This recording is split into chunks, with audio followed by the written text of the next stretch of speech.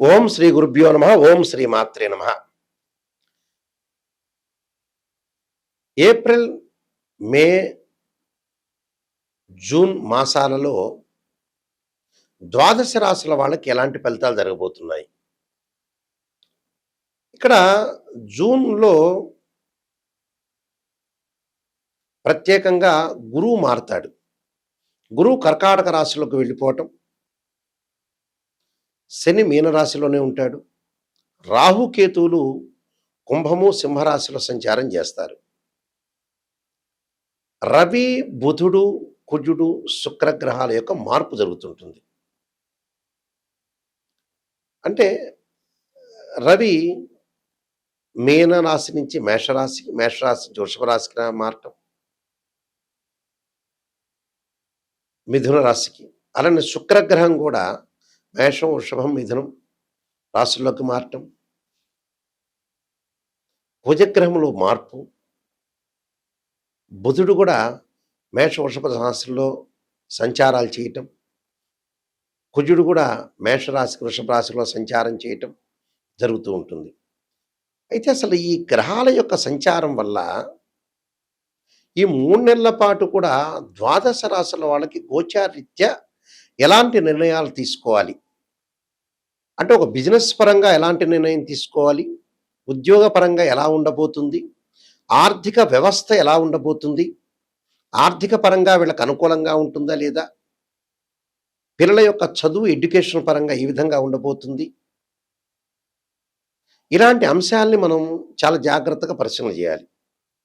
ఏ విధంగా ఉండబోతుంది? అంటే ఆరోగ్యపరంగా కూడా ఏ విధంగా ఉండబోతుంది?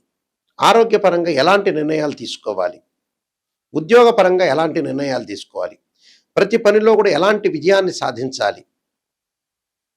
అనే విషయాల మీద, అంటే వృత్తి, ఉద్యోగ, వ్యాపార రంగం కానీ, విద్యారంగం కానీ, ఆరోగ్యం కానీ, ఇళ్ల స్థలాలు కొనుగోలు చేయటంలో కానీ, ఇలాంటి విషయాల మీద ఎలాంటి నిర్ణయాలు తీసుకుంటే అనుకూలంగా ఉంటుంది అనేది మనం ఆలోచన చేయాలి.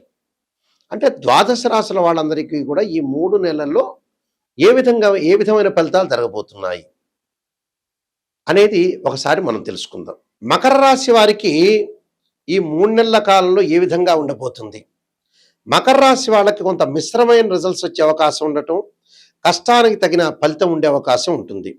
మకర రాశి వారికి ధైర్య సాహసాలు పెరగటము, చిన్నపాటి ప్రయాణాలు లాభించటం, ఆర్థికంగా నిలకడగా ఉండే అవకాశాలు ఎక్కువ ఉంటాయి. అంటే ఈ మకర రాశి వాళ్ళకి 3 నెలల ఫలితాల్లో కూడా వృత్తి ఉద్యోగాల్లో కొంత అనుకూలమైన ఫలితం ఉంటుంది. ఆర్థిక పరిస్థితి, ఫైనాన్షియల్ పరంగా ఉండే డెవలప్మెంట్ బాగా పెరుగుతుంది. ప్రయాణాలు మంచి లాభించే అవకాశాలు ఉంటాయి. ఫైనాన్షియల్ పరంగా ఇంప్రూవ్మెంట్ అయ్యే అవకాశాలు ఎక్కువగా ఉంటాయి. అంటే షార్ట్ ట్రావెల్స్ బ్రింగ్ సక్సెస్ అయ్యే అవకాశాలు ఎక్కువ ఉంటాయి. అలానే కొన్ని మనం వాచ్ చేయాలి. కొన్ని స్పీచ్ కానీ, కమ్యూనికేషన్ విషయాల్లో కొంత వాచ్ చేయటం వల్ల కూడా వీళ్ళకి మంచి లాభాలు వచ్చే అవకాశాలు, శుభ కార్యక్రమాల్లో పాల్గొనే అవకాశాలు ఉంటాయి. విదేశాలకు వెళ్ళటం ఒకటి, కోర్టు సమస్యలు పరిష్కారం కావటం ఒకటి, అలానే బంధుమిత్రులతో కొంత కలహాలు రాకుండా చూసుకోవాలి.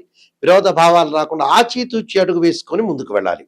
అంటే కొన్ని ఇబ్బందికరమైన వాతావరణం రాకుండా చూసుకోవటం చాలా ఇంపార్టెంట్. ఇక్కడ ప్రతి విషయాన్ని కూడా కొంత చాలా జాగ్రత్తగా ఆలోచన చేసి మనం ముందుకు వెళితే లైఫ్లో సక్సెస్ అయ్యే అవకాశాలు ఎక్కువ ఉంటాయి. అంటే ఒక ప్రెజర్ వచ్చే అవకాశాలు ఎక్కువ ఉంటాయి. ప్రెజర్ రాకుండా చూసుకోవాలి. There will be financial gains జరిగే అవకాశాలు ఎక్కువ ఉంటాయి. ఇన్కమ్ అనేది గ్రోత్ అవుతుంది. అలానే ఏదైతే ఉంటుందో వీళ్ళకి ప్రాబ్లమ్స్ అనేవి ఉంటాయో ఈ రీసాల్వ్డ్ అయ్యే అవకాశాలు ఎక్కువగా ఉంటాయి. కాబట్టి రీసాల్వ్డ్ బై జూన్లో రీసాల్వ్డ్ కావటం ఒకటి, అలానే విదేశాలకు వెళ్ళే అవకాశాలే బాగా ఎక్కువగా ఉండటం, అనుకున్న పనులన్నీ కూడా సక్సెస్ అయ్యే అవకాశాలు బాగా ఎక్కువ ఉంటాయి. అలానే బంధుమిత్రులతోటి కొంత ఆనందంగా కలగటం, శుభ కార్యక్రమాలకి వెళ్ళే అవకాశాలు, కోర్టు సమస్యల పరిష్కారం జరిగే అవకాశాలు ఖచ్చితంగా ఉంటాయి.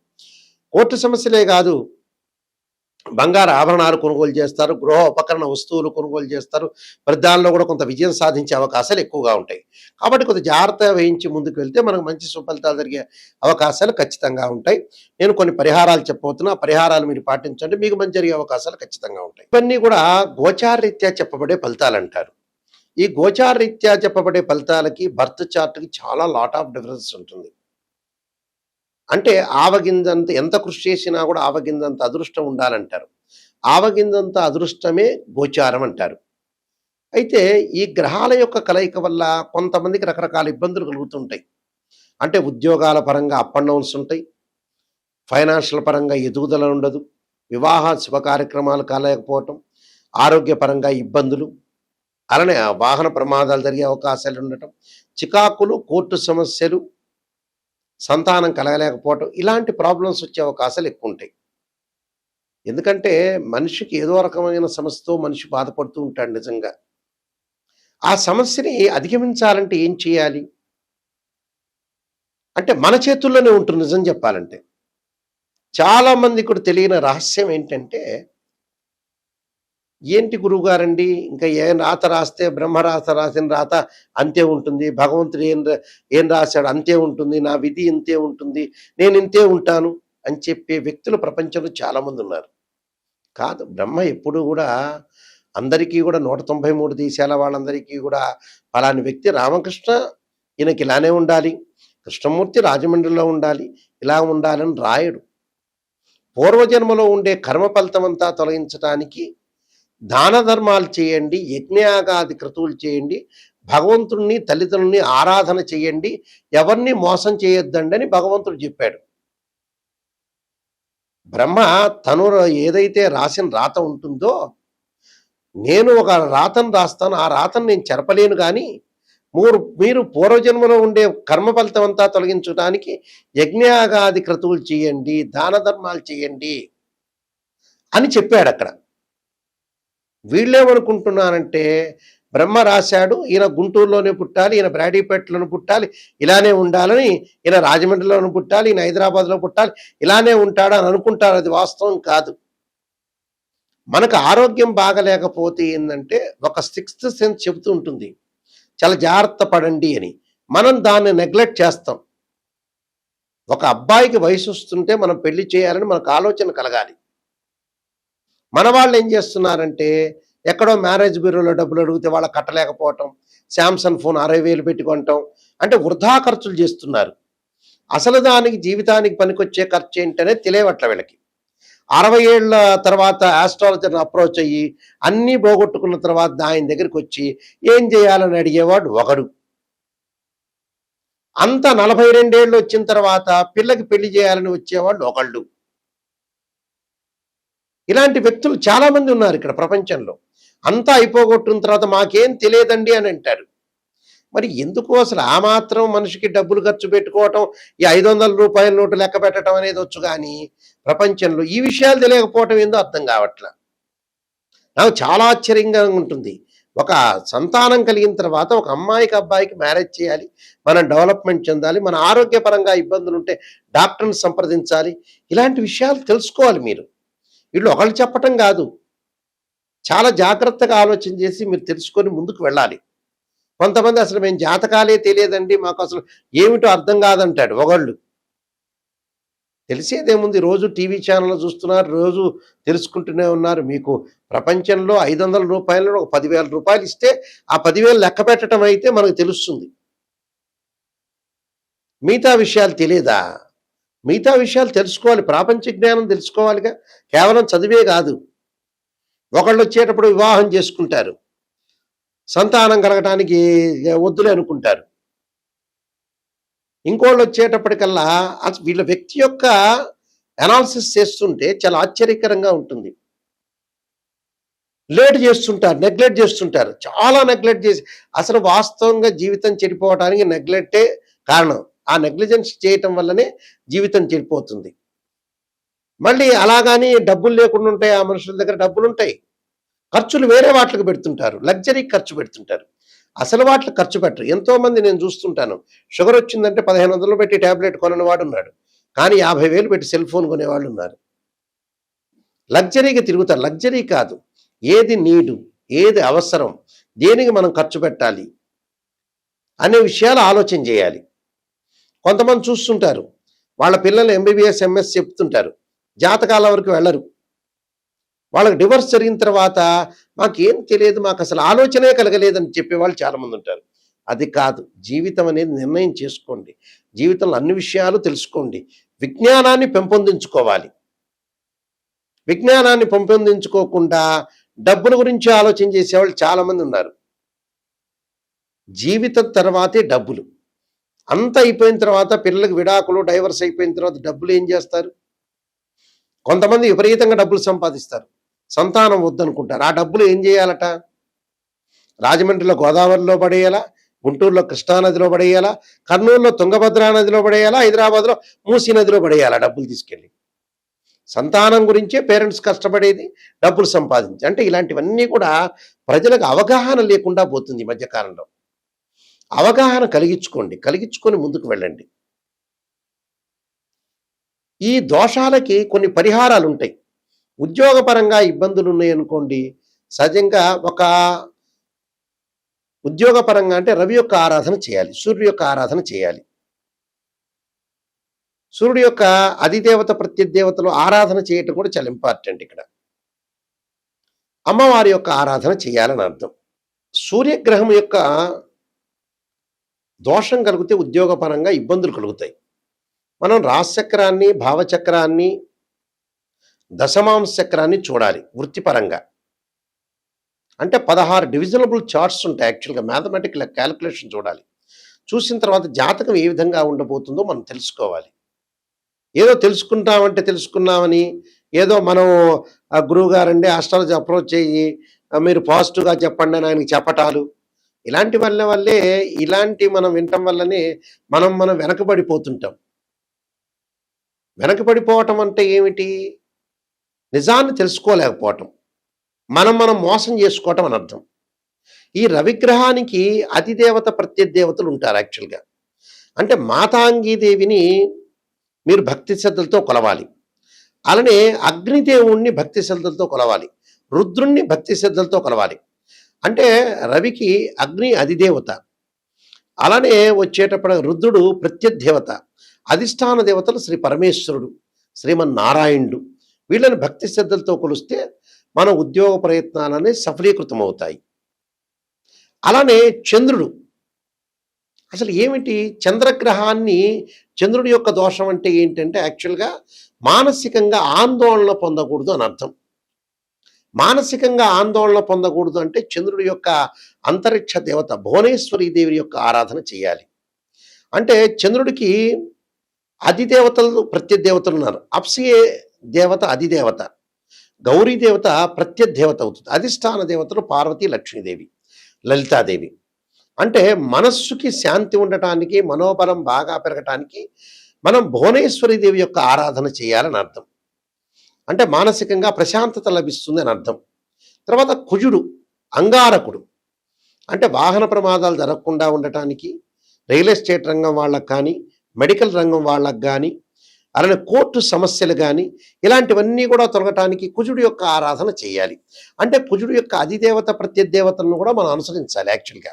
అంటే ఎవరు? కుజుడు యొక్క భగడాముఖి దేవిని ఆరాధన చేయాలని అర్థం.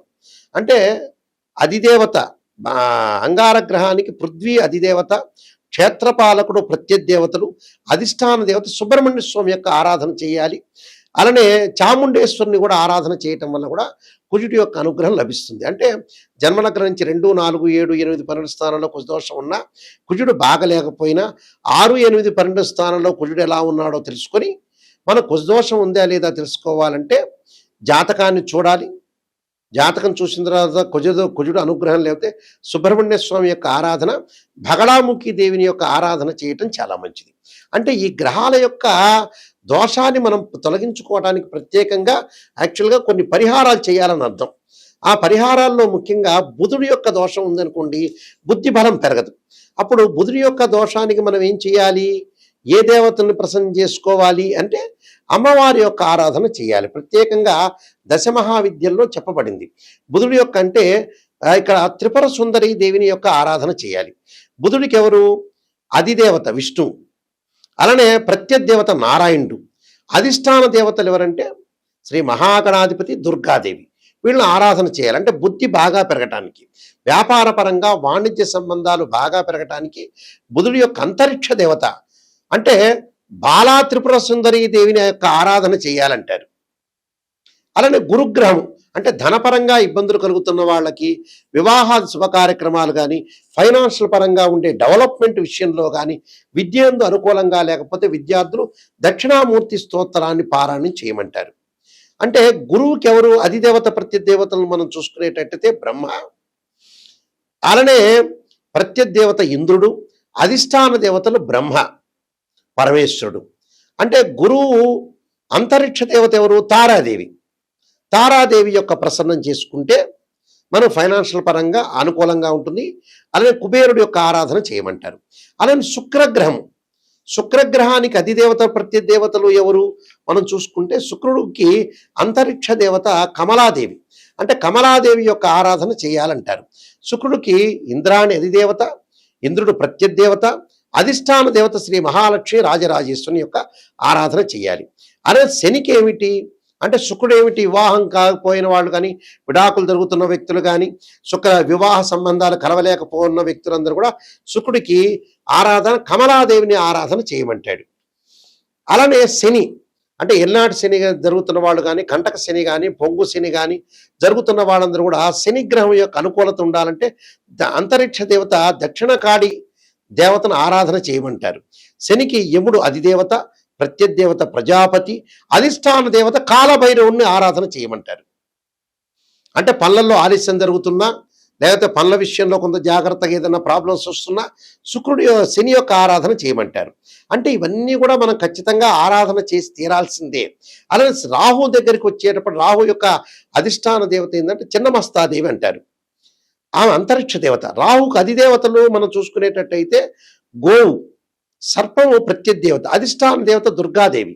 దుర్గాదేవి యొక్క ఆరాధన చేయాలంటే విదేశాలకు వెళ్ళటం ఆలస్యం జరుగుతున్నా, శత్రువులు బాగా పెరుగుతున్నా, ఒక మాయలాగా వచ్చి ఆరోగ్యపరంగా ఇబ్బందులు కలుగుతున్నా, పనులలో ఆలస్యం జరుగుతున్నా కూడా రాహు యొక్క ఆరాధన చేయాలి. అలానే కేతు, మరి కేతుగ్రహ దోషం అనేది జాతకంలో ఉన్నా, జ్ఞానం అనేది లేకుండా, ఎలాగైనా విచక్షణా జ్ఞానం లేకుండా కేతు యొక్క కాలసర్పదోషాలు కానీ సర్పదోషాలు కానీ ఉన్నవాళ్ళు రాహుకేతులను ఆరాధన చేయాలి. కేతు అంతరిక్ష దేవత ధూమవతి దేవత. కేతువుకి అధిదేవత చిత్రగుప్తుడు, బ్రహ్మ ప్రత్యదేవత, అధిష్టాన దేవత శ్రీ మహాగణాధిపతి. అంటే వీళ్ళని ఆరాధన చేయాలని శాస్త్రం చెప్పబోతుంది. వీటన్నింటి కూడా మనం ఆరాధన చేస్తే మనకు మంచి సుఫలితాలు జరిగే అవకాశం ఉంటుంది. నేను కాలసర్పయోగము, కాలసర్పయోగ చంద్రిక, రాహుకేతువులు, ఛాయాగ్రహాలు, పుత్రగణపతి వ్రతము, సర్వదేవతా గోత్రపరులు పార్ట్ 1, పార్ట్ 2, స్వప్నశాస్త్ర ఫలదీవిక, బృహత్ పరిహార సింధు, నవగ్రహ దోషాలకు దశమహా విద్య స్తోత్ర పాలనాలు, అలానే జాతక చంద్రిక, అలానే వివాహ మార్తాండము, ఇలాంటి ప్రొడక్షన్ ఆఫ్ ఆస్ట్రాలజీ, ఈ నెంబర్ ఆఫ్ బుక్స్ అనేవి కూడా నేను రచించాను. రైటర్ని నేను. రాజమండ్రి మోహన్ పబ్లికేషన్ వాళ్ళ దగ్గర ఈ పుస్తకాలను దొరుకుతాయి, మా దగ్గర కూడా లభ్యమవుతాయి. నిజాన్ని తెలుసుకోండి, నిజాన్ని తెలుసుకుని దాని పరిహారం ఏంటో తెలుసుకోండి. ఒక అబ్బాయికి వివాహం కాలేదంటే ఖచ్చితంగా 16 లగ్న కుండలను పరిశీలన చేయాలి. ఒక అమ్మాయికి వివాహం కాలేదంటే రాశిచక్రము, నవాంశము, భావచక్రాన్ని పరిశీలన చేయాలి. వృత్తిపరంగా అనుకూలంగా బాగలేదనుకోండి రాశిచక్రము, భావచక్రము, దశమాంశ చక్రం. సంతానం కలగలేదంటే రాశిచక్రము, అలానే భావచక్రము, అలానే సప్తమాంశ చక్రం. అంటే ఈ 16 లగ్న కుండళ్ళు డిగ్రీల్లో మ్యాథమెటికల్ అనాలిసిస్ చేయాలి. ఉచ్చస్థానంలో ఉందా, నీచ స్థానంలో ఉందా, ఏ దశ జరగబోతుంది, దశల అంతర్దశల్లో కూడా చాలా ఉన్న విషయాలు ఉన్నాయి. ఏ దశ జరుగుతుంది, ఏ దశ ఏ లగ్నానికి కలిసి వస్తుంది, ఏ లగ్నానికి కలిసి రాదు, ఆ అంతర్దశలు ఏంటి, విదిశ ఏంది, సూక్ష్మదశ ఏంది అనేవన్నీ కూడా అనాలిసిస్ చేయకుండా జాతకం చెప్పటం వల్ల పెద్ద ప్రయోజనం ఉండదు. మీరు చెప్పించుకోవటం వల్ల కూడా ప్రయోజనాలు ఉండదు. అసలు నిజంగా వారికి సబ్జెక్ట్ ఉందా లేదా అని అనాలిసిస్ చేయండి. అనాలిసిస్ చేసి ముందుకు వెళ్ళండి. మా వెబ్సైట్ www.nayakanti.com, nayakanti.in చూడండి. అలానే స్క్రీన్ పైన స్క్రోలింగ్ అవుతున్న నెంబర్ ఉంటుంది, ఆ నెంబర్కి మీరు ఫోన్ చేయండి. మేము వంశపారంపర్యంగా చెప్పే వ్యక్తులం. మా నాన్నగారు కూడా ఇంటర్నేషనల్ కౌన్సిల్ ఆఫ్ ఆస్ట్రాలజీలో మెంబర్ కూడా. అయితే మీరన్నీ కూడా తెలుసుకోండి, నిజాన్ని తెలుసుకొని రీసెర్చ్గా మీరు అవగాహన పెంపొందించుకుంటే మాకు కూడా మంచిదే. ఎందుకంటే మీకు నిజాన్ని తెలుసుకోవటం చాలా ఇంపార్టెంట్. మీరందరికీ కూడా శ్రీ పరమేశ్వరుడి యొక్క కరుణాకటాక్షం ఉండాలని ఆశిస్తూ సర్వే జనా సుఖినో భవంతు.